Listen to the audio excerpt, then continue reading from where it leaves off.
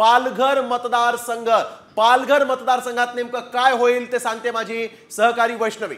तर आपण पाहतोय पालघर मतदारसंघाबद्दल जर सांगायचं तर या ठिकाणी शिंदे गटाचं पारडं जे आहे ते जड दिसतंय आणि या ठिकाणी दोन उमेदवार सध्या आहेत, ठाकरे गट आणि शिंदे गट, म्हणजे शिवसेना विरुद्ध शिवसेनाशी लढत आहे। अगदी, आणि पालघर मध्ये आपण बघतोय राजेंद्र गावित हे संभाव्य आमदार म्हणून इथं समोर आलेले आहेत। तर ठाकरे गटाकडून जयेंद्र दुबळे यांना तिकीट मिळालं होतं, परंतु जयेंद्र दुबळेंचं आव्हान राजेंद्र गावितांनी सहज पार केलं असं म्हणावं लागेल आणि संभाव्य आमदार म्हणून शिंदे गटाकडून राजेंद्र गावितांना आपण बघतोय की तिकीट मिळाल्यानंतर ते इथं संभाव्य आमदार होऊ शकतात। पालघरमध्ये पालघरची जी जनता आहे ती संभाव्य आमदार म्हणून राजेंद्र गावितांना आता संधी देऊ शकते असं या ठिकाणी पाहायला मिळतंय।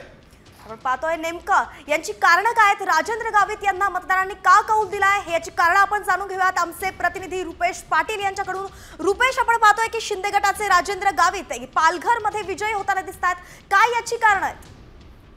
शिंदे गट आणि शिवसेना उद्धव बाळासाहेब ठाकरे गट अशी एकंदरीत थेट लढत सध्या तरी या मतदारसंघांमध्ये आपल्याला बघायला मिळत आहे। विशेष करून मनसे देखील या निवडणुकीत प्रथमच उतरलेले आहे, मात्र मनसेचा हवा तेवढा प्रभाव या मतदारसंघांमध्ये नाही आहे, त्यामुळे सेना विरुद्ध सेना अशीच लढत जी आहे ती एकंदरीत या मतदारसंघांमध्ये दिसून येते। एकूणच बघायला गेलं तर शिवसेना शिंदे गटाकडून माजी मंत्री माजी खासदार राजेंद्र गावित यांना पुन्हा एकदा संधी देण्यात आलेली आहे, त्यामुळे राजेंद्र गावित जर बघायला गेलं तर राजेंद्र गावितचं पारडं जे आहे ते कुठे ते जड आहे, त्यांची घोडदौड जी आहे ती विजयाकडे दिसून येते। एकूणच बघायला गेलं तर राजेंद्र गावित यांच्याकडे असलेला राजकीय अनुभव, त्यांच्याशी सर्वसामान्य मतदारांपर्यंत असलेले त्यांचे थेट वैयक्तिक संबंध आणि त्याने केलेली या अगोदरची विकास कामं यामुळे कुठेतरी राजेंद्र गावित यांना मतदारांकडून पसंती दिल्याचं एकंदरीत चित्र जे आहे ते दिसून येते। विशेष म्हणजे उद्धव बाळासाहेब ठाकरे गटाचे जे उमेदवार आहेत जयेंद्र दुबळा